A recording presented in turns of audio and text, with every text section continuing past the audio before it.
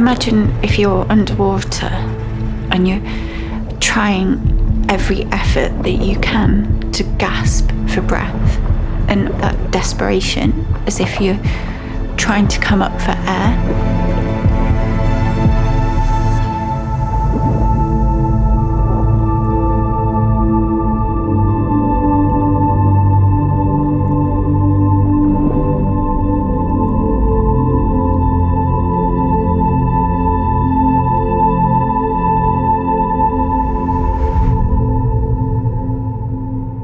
Having an asthma attack,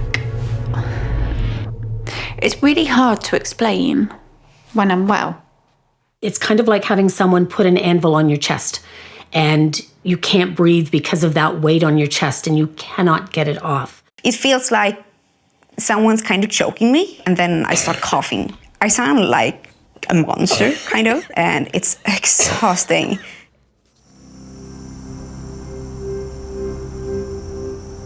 Until you see what it's actually like to have a full-blown asthma attack, you cannot make people understand when you say, I can't get down the stairs, I can't feed myself, switching the nebulizer on. I literally can't do that.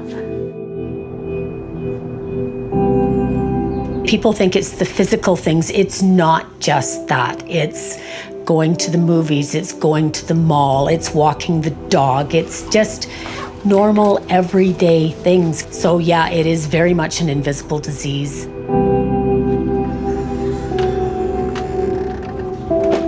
Asthma is the most common respiratory condition in the world.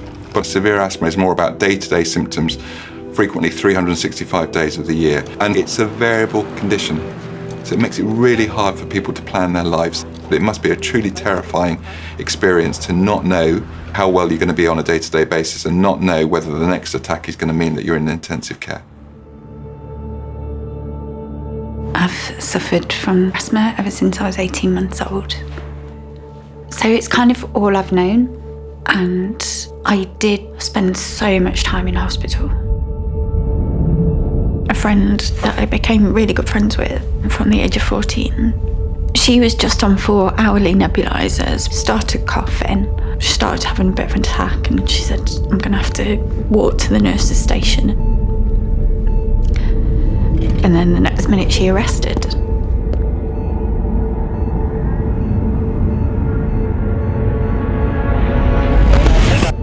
And it was so scary, so scary.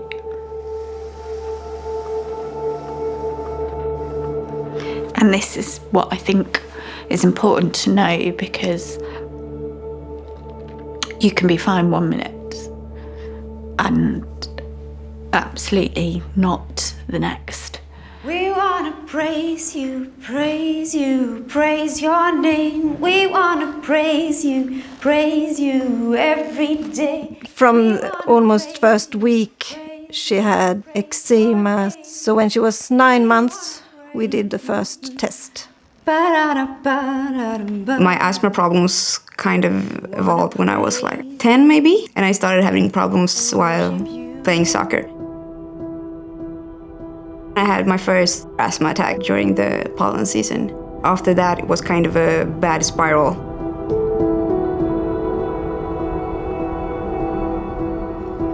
I have quite extreme allergies. All of my allergies triggers my asthma. Pollen, dust, cigarette smoke, perfumes. I don't think people even think about that smells could make someone ill. Taking the bus to university, there's always someone that just smoked or puts on way too much perfume.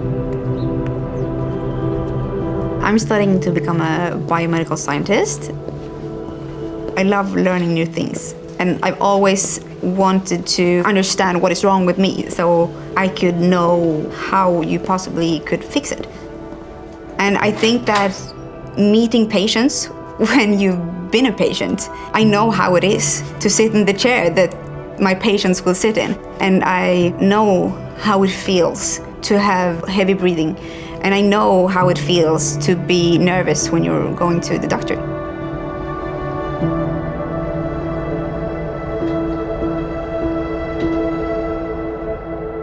It took many, many years for me to actually be diagnosed with asthma. I would get sick, I would go to the doctor. He would give me antibiotics for a sinus infection, and he would give me a puffer to help my breathing. And this went on, and it got more and more frequent. And then he would give me an oral steroid. And then a few months later, it would happen again. And he finally got to the point that he said, "You're not getting better. We need you on these all the time so you can function."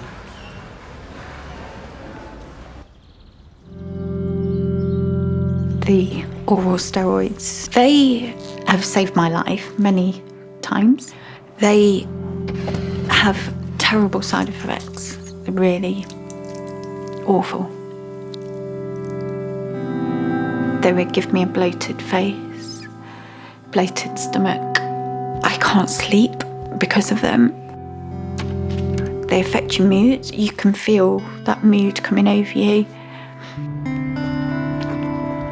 I now have been diagnosed with osteoporosis. They're just not nice.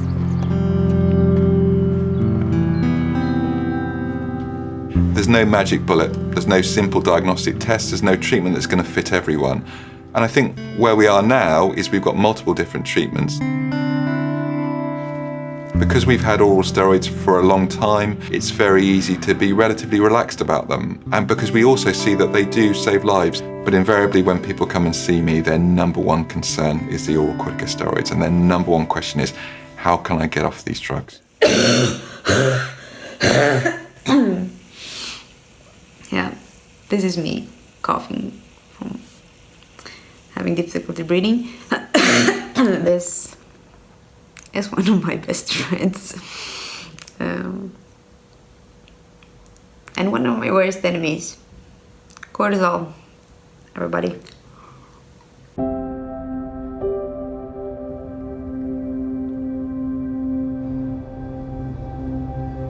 My severe asthma attacks is that I don't react the way you're supposed to do.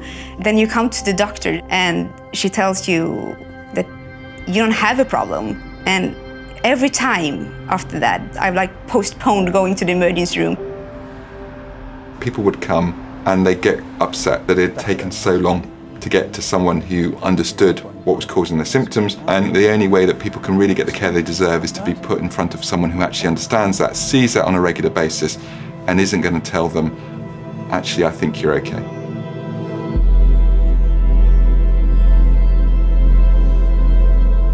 I just feel that I've slipped through the net when I was 17. I was diagnosed as one of the most severe asthmatics at that time. I'm now 40. And I've been suffering all this time. And to go to have a DEXA scan last week and to be told how bad my bone density is at the age that I am. I've just come out of the doctors. The news wasn't great. My bone density is very, very low, really what it should be for someone twice my age. I've now been put on more medication. Here's my shopping bags for today. And there's no going back from osteoporosis. When people have more severe asthma, we know that you really need to see a specialist. We need to get much better at making that initial diagnosis in primary care. And the early referral is particularly important now because we have lots of new treatment options. Not perfect, we're nowhere near talking about cures yet, but we have treatment options that allow people to live their lives again. When we moved to the specialist, the care was much better there. It was like flipping a coin for me. They listened and they took a lot of tests. After that, we changed my whole medication and it got a lot better. My doctor was very good because when it got to the point where he felt he couldn't get things under control and I was too sick, he sent me to a specialist. I'm so incredibly grateful that now my asthma is so well under control that it doesn't hold me back from anything anymore. On March break, I had 3 of the grandkids, and we were skating, and we went to PlayFit, and we went to a butterfly conservatory, and I never would have considered going in there before because the humidity would have sent me spiraling. And now I just, not a problem.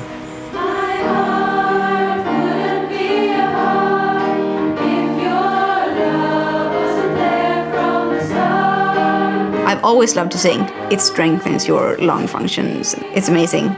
It's kind of been something that I've been able to do no matter what. Frida is extremely positive. She's not staying at home just because she's afraid. And that's a great way to live.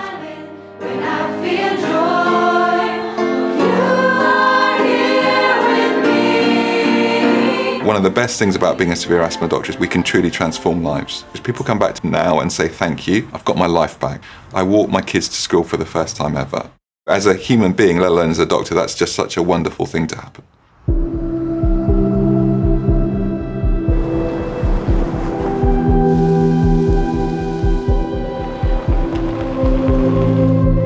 Before, when my asthma was very bad, I was afraid to go out kayaking by myself. There's nothing that stops me now. I do whatever I want. If I want to try something, I'm going to try it, and having severe asthma doesn't hold me back anymore.